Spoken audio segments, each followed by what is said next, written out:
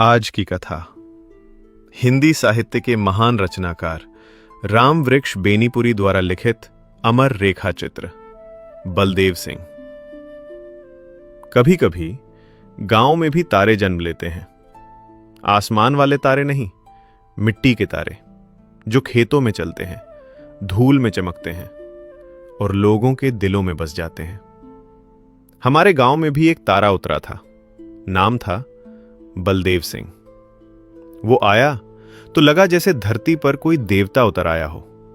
लंबा कद, चौड़ी छाती, बाहों में ऐसी ताकत कि लाठी उनके हाथ में नहीं, लाठी उनके आदेश में चलती थी। पर आश्चर्य की बात यह थी, इतनी शक्ति, इतना सौंदर्य और स्वभाव बच्चों जैसा सरल। बच्चे उन्हें देखते ही लिपट जाते, बूढ़े आशीर्वाद देते और जवान उन्हें देखकर सीना तानकर चलना सीखते। गांव में अखाड़ा फिर से बस गया। सुबह कुश्ती, शाम लाठी और रात तक जोश। बलदेव सिंह सिर्फ पहलवान नहीं थे, वे गांव की आत्मा थे। फिर आया ताजिए का मेला। ढोल बज रहे थे, लाठी के खेल चल रहे थे, भीड़ उफान पर थी और अचानक खेल लड़ाई में बदल गया। लाठियां बरसने लगीं, खून बहने लगा, भीड़ पीछे हट गई। पर एक आदमी बीचों बीच खड़ा था, आंखों में आग, बाहों में बिजली। बलदेव सिंह। उस दिन उन्होंने अकेले भीड़ को चीर दिया। जिसे पकड़ा गिरा दिया, जिसने वार किया पछताया। लोग कहते हैं उस दिन भीम ने अवतार लिया था। गांव ने उन्हें कंधों पर उठाया। हम जीत गए थे, गांव जीत गया था। फिर आया वो दिन जब दो सगे भाइयों में एक आम के पेड़ को लेकर युद्ध छिड़ गया। सिर्फ पेड़ नहीं था वो, अहंकार का सवाल था। दोनों तरफ हथियार, लाठी, भाले, गडासे और बीच में खड़ा वो पेड़ मानो कुरुक्षेत्र का ध्वज। भीड़ सांस रोके खड़ी थी। तभी आगे बढ़े बलदेव सिंह, सबसे आगे। उन्होंने लड़ाई को ताकत से नहीं, निर्णय से जीता। उन्होंने अपने शिष्यों को इशारा किया। दो युवक बिजली की तरह पेड़ पर चढ़े और डालियां झकझोरती। आम जमीन पर गिरने लगे और बलदेव सिंह गरजे, कोई मां का लाल है तो रोक ले। ये सिर्फ चुनौती नहीं थी, ये युद्ध की दिशा बदल देना था। दुश्मन समझ गया, अब पीछे हटना हार है। और फिर लाठियां बरसी, खून बहा, चीखें उठीं। पर अंत में पेड़ पर कब्जा उसी का हुआ जिसके साथ बलदेव सिंह खड़े थे। उस दिन गांव ने देखा निर्णय क्या होता है, नेतृत्व क्या होता है और साहस कैसा दिखता है। लेकिन असली कहानी अभी बाकी थी। एक दिन एक विधवा आई, फटे कपड़े, गोद में बच्चा, आंखों में विनती। उसके अपने रिश्तेदारों ने उसकी जमीन छीन ली थी। वो रोते रोते बलदेव सिंह के पैरों पर गिर पड़ी। बाबू, मेरी लाज रख लो। बलदेव सिंह ने बच्चे को उठाया, कंधे पर बिठाया और बस इतना कहा, अब तू अकेली नहीं है। वो उस गांव पहुंचे, पट्टीदारों को ललकारा, खेत वापस दिलाया।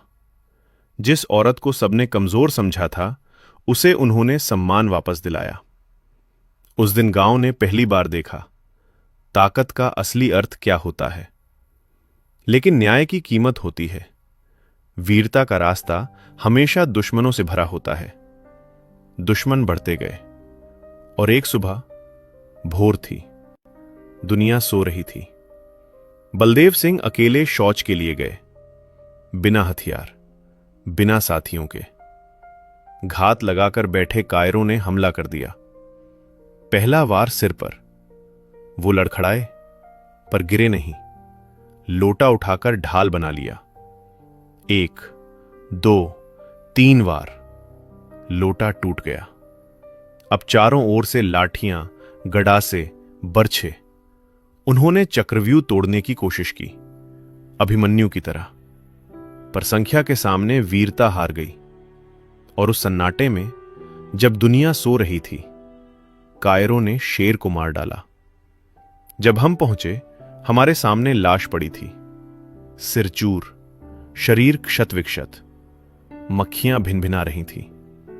कोई विश्वास नहीं कर पा रहा था ये वही बलदेव सिंह है, वही शरीर जिसे देखकर माएं कहती थीं मेरा बेटा ऐसा बने, वही चेहरा जिस पर युवतियां मोहित थीं, वही वीर जो गांव का गौरव था, अब मिट्टी में पड़ा था। लेखक की आवाज कांपती है। वो पूछता है, किसने किया ये?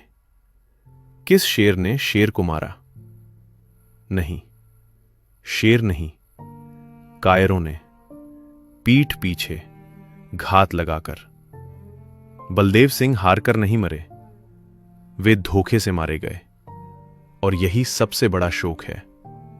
एक भोर थी जब हमने उन्हें देखा था यौवन से भरे, तेज से दमकते, और आज भी एक भोर है जब हम उन्हें मिट्टी में पड़ा देख रहे हैं। उफ, आह, बलदेव सिंह मर गए, पर सवाल छोड़ गए।